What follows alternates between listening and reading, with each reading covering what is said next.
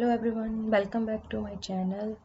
And now we continue with the upper respiratory infection, and today our discussion topic is chronic sinusitis. Okay, so chronic sinusitis is the inflammatory of the sinus. ठीक है, ये inflammation है किस चीज़ का, sinus का, और acute में भी यही चीज़ थी, but it persist more than 3 week in the adult and 2 week in the child. तो वो उसमें क्या था कि अगर 3 वीक से कम होगा तो हम एक्यूट कहेंगे, और यहाँ पे क्या है 3 वीक से ज़्यादा होगा तो हम उस चीज़ को क्रॉनिक साइनोसाइटिस बोल देंगे. Okay, it establish that 32 billion people in a year develop chronic sinusitis. So ये data है. Now we see the pathophysiology. So in the pathophysiology we see the causative agent of the chronic sinusitis. It is same like that acute sinusitis. So it is the narrowing and obstruction in the ostia of the frontal, मतलब कि जो opening है frontal sinus की उस वहाँ पे obstruction हो गया है of the maxillary anterior ethmoid sinus. तो इनकी जो ओपनिंग है वहाँ पे obstruction हो गया, and that cause the chronic sinusitis. It preventing the drainage, ठीक है, adequate amount of drainage to the nasal passages. तो आगे नहीं जाने देगा, तो वो एक क्या कर रहा है, chronic sinusitis. This combined area is known as osteometal complex. Okay, osteometal complex कौन कौन बना रहा है, ostia of frontal maxillary anterior ethmoid sinus. Blockage that persist greater than the 3 week in the adult occur because of the infection के कारण हो सकता है. Okay, एलर्जी जैसे हमने एक्यूट में पढ़ा वैसा ही है एक्यूट, एंड स्ट्रक्चरल एबनॉर्मलिटी मतलब कि nasal deviation.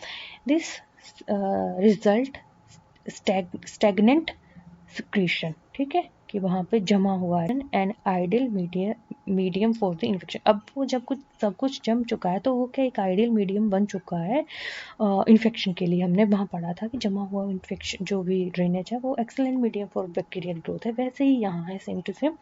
This the organism that cause chronic sinusitis are same as the implicated in the acute sinusitis. तो सेम उसकी तरह जैसे acute sinusitis में है, ठीक है.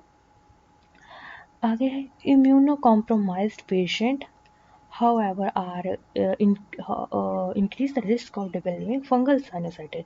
तो जो immunocompressed पर्सन है, ठीक है, वो ज़्यादा प्रोन है टू डेवलप फंगल साइनोसाइटिस. तो इसमें एक एग्जांपल है Aspergillus fumigatus is a most common causative agent for fungal sinusitis. ठीक है, तो एग्जांपल याद रखना है एस्पायरिलिचिस फ्यूमिगेट्स.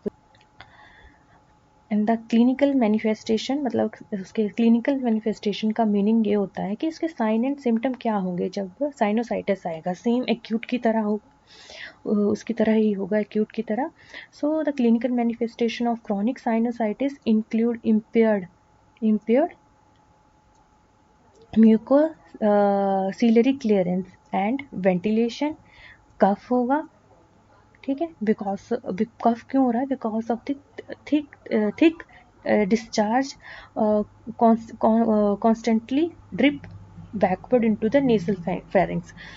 क्यों हो रहा है, मतलब कफ इसलिए हो रहा है because of the thick discharge continuously and constantly drip backward into the nasopharynx, कि वो लगातार से कॉन्स्टेंटली क्या हो रहा है, वहीं पे रुक रहा है इनटू द नेजोफेरिंग्स. जो नेजोफेरिंग्स है ना वहीं पे रह रहा है, नेजल और फेरिंग्स का जो एरिया है. एंड क्रोनिक हॉर्सनेस, मतलब कि अजीब सी जैसे भारी सी आवाज़ होगी, हॉर्सनेस. क्रोनिक हेडेक रहेगा लंबे समय तक इन अ पेरी ऑर्बिटल एरिया, मतलब आंखों के नीचे, ठीक है, आंखों के आसपास. एंड फेशियल पेन होगा, क्योंकि ये हमारे कौन से एरिया हैं, साइनस के एरिया हैं, और वो क्या कर चुके हैं, इन्फ्लेड हो चुके हैं, जिस कारण से ये चीज़ें हो रही हैं. And these symptom are generally most pronounced on waking in morning. जैसे आप सुबह उठेंगे तो ये ज़्यादा सिम्टम दिखेंगे। कौन से? होर्सनेस, मतलब आवाज़ जो भारी भारी सी होगी, और हेडेक और पेन होगा कहाँ पे? पेरी ऑर्बिटल एरिया में। और यहाँ पे क्या है दूसरा? फेशियल पेन होगा, ठीक है। And fatigue and nasal stiffness, मतलब कि थकावट सी, थोड़ा थकान सा, और साथ में नेजल स्टिफनेस, नाक जमा जमा सा ही रहेगा, are also a common. In addition some patient experience a decrease in smell and taste and fullness of the ear. तो ये कुछ पेशेंट में अनदर सिम्टम है, जैसे डिक्रीज स्मेल हो गया, टेस्ट हो गया, और साथ में फुलनेस ऑफ द एयर होगा। ओके, सो अब हम आगे देखेंगे assessment and diagnostic finding.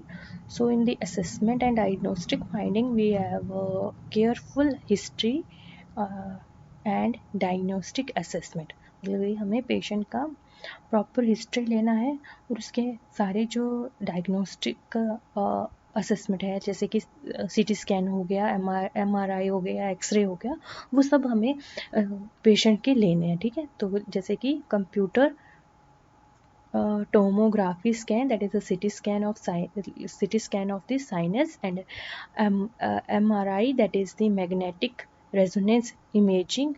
Okay, ये भी लेना है।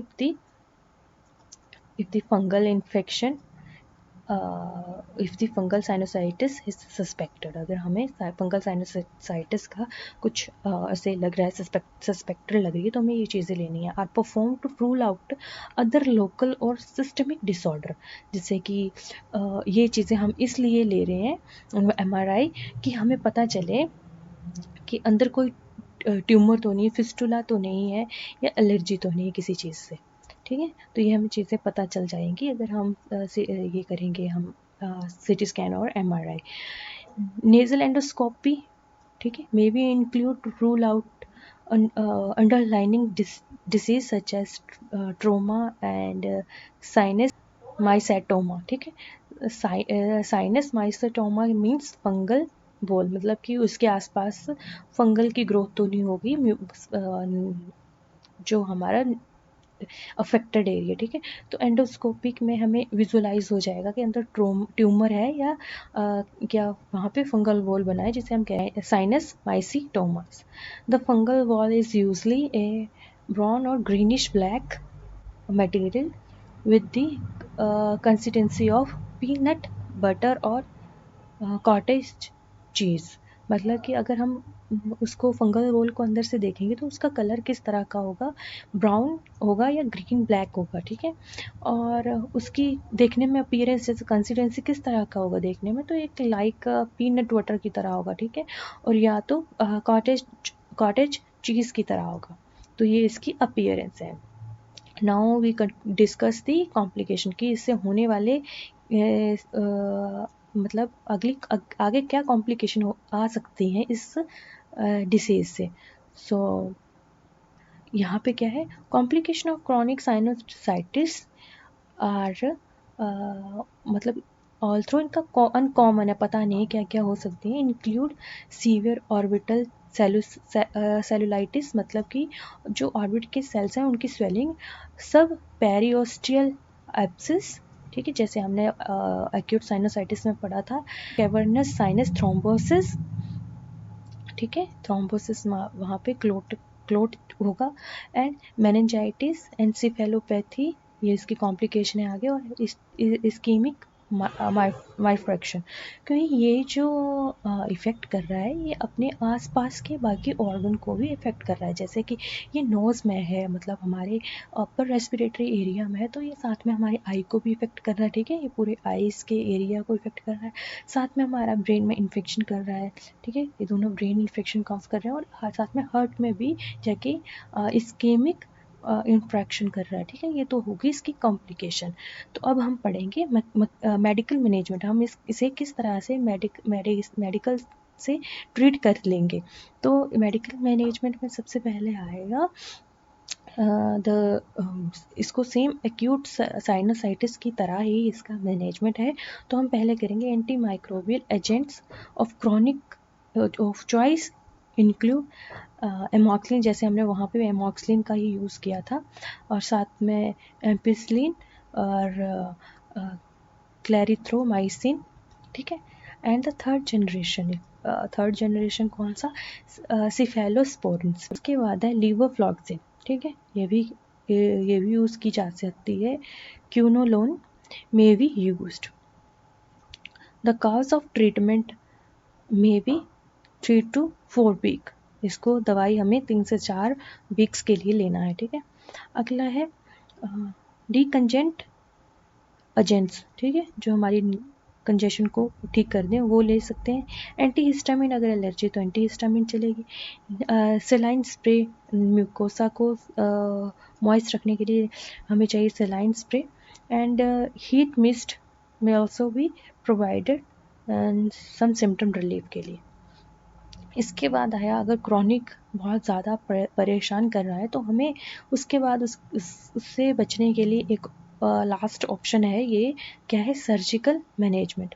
ओके, तो in surgical management when the standard medical therapy are the failed, जब ये कुछ काम में नहीं आ रही तो सर्जरी इज़ यूजली एंडोस्कोपी, ठीक है, एंडोस्कोपी के द्वारा की जाएगी। And may be include to correct the structural deformity, अंदर कोई स्ट्रक्चरल डिफॉर्मिटी हो चुकी है उसको करेक्ट करने के लिए यूज़ की जाएगी। And that obstruction that obstructs the ostia, that is the opening of the sinus, and ठीक है। इस तो हम जो सर्जरी कर रहे हैं वो हम स्ट्रक्चरल डिफॉर्मिटी को ठीक करने के लिए कर रहे हैं, जो हमारी जाके ओपनिंग को ब्लॉक कर दिया है। एक्सीजिंग एंड कॉटराइजिंग, मतलब उस चीज़ को जला देना, एक्सीजिंग निकाल देंगे या कॉटराइज कर देंगे, ठीक है। कॉटराइज ऑफ द नेजल पॉलिप्स जो ऑब्स्ट्रक्शन कर रहा है, and correcting A deviated septum, या उसको जो डेविएट सेप्टम है सर्जिकली हमें उसे ठीक करेंगे। And incising and drainage this sinus, drainage को निकालेंगे, ठीक है। Aerating the sinus, removing the tumour, ये हमारे सर्जिकल मैनेजमेंट है। Are the some specific procedure are be performed when sinusitis is caused by fungal infection, जब फंगल से चल रहा है तो क्या करें, तो क्या करेंगे, तो surgery is required to excise the fungal wall and the necrotic tissue, ठीक है। तो हमें सर्जरी क्यों करेंगे, या तो हमारी जो फंगल वॉल है उसको निकालेंगे, और जो साथ के उसके नेक्रोटिक टिश्यू हैं, जो डेड टिश्यू हो चुके हैं, उसको निकालेंगे। And the drain the sinus, जो उसको ड्रेनेज है जो अंदर साइनस के अंदर जो जमा हुआ है उसको निकालेंगे सर्जरी के थ्रू। And oral and topical corticosteroid are usually prescribed, तो सर्जरी के टाइम पे के उस मैनेजमेंट में हम साथ साथ में ओरल और ट्रॉपिकली क्या दे सकते हैं, corticosteroid. Anti microbial agent are administered before and after the surgery, ठीक है। तो एंटी माइक्रोबियल एजेंट ये हर सर्जरी में ऐसे ही प्रिस्क्राइब की जाती हैं, before and after the surgery. And some patient with severe chronical sinusitis obtain relief by moving to dry climate, तो जैसे कुछ पेशेंट में ये भी देखा गया, अगर क्रॉनिक पेशेंट को सीवियर क्रॉनिक साइनोसाइटिस है, अगर वो जैसे ड्राई क्लाइमेट में जाता है तो उसकी साइनोसाइटिस की प्रॉब्लम कम होती है। ओके, नाउ हम देखेंगे नर्सिंग मैनेजमेंट। तो इन नर्सिंग मैनेजमेंट वही जो हमने एक्यूट साइनोसाइटिस में की थी वही होगी, ठीक है। तो in nursing management the patient usually perform care measures for the sinusitis at the home, उसको घर में ही साइनोसाइटिस से बचने के लिए केयर लेनी है। The nursing management consist usually of patient teaching, तो यहाँ पे हमारा मेन क्या है, पेशेंट को एजुकेट करवाना। The nurse teach the patient how to perform the sinus drainage by increasing environment humidity, तो ह्यूमिडिटी को बढ़ाएंगे तो साइनस ड्रेनेज इंक्रीज होगा। सो कौन कौन से इन्वायरमेंटल ह्यूमिडिटी है, ह्यूमिडिफायर हैं जिनसे हम साइनस ड्रेनेज को निकाल सकते हैं, like steam bath, hot shower and facial सोना। ओके, तो ये तो क्या है हमारे environmental humidity. And increase the fluid intake. Fluid intake किस तरह से करेगा ड्रेनेज को निकालने में हेल्पफुल। तो जैसे कि मान लो कि किसी कोई पेशेंट डिहाइड्रेटेड है तो उसमें वाटर तो वैसे ही कम है, तो जो भी सिक्रेशन होगी वहाँ पे भी वाटर कम रहेगा और इतना अच्छे से म्यूकस बाहर नहीं निकल पाएगा, वो ड्राई ही रहेगा। इसलिए जो water intake is very important and the nursing management. Okay. And applying local heat like hot bed PACS. Okay. तो लाइक पैक्स प्रोवाइड करेंगे उनको hot bed PACS. Nurse also instruct the patient about the importance of the following medication regimens, कि आपको कौन सी medication कितने time पे लेनी है और कितना उसको खाना है, ठीक है। Instruction instruction or early sign of sinus infection are provided and preventing measures are भी reviewed कि ये उनको sign and symptom के बारे में पता हो कि this is the early sign. So this is all about the chronic sinusitis. I hope you guys understand this lecture, and this lecture will be helpful in your preparation. And if you guys have any doubt, any query, then please comment in comment section. I will give you answer and clear your doubts. तो इसी के साथ हमारा आज का video ख़त्म होता है, and thank you for watching my videos.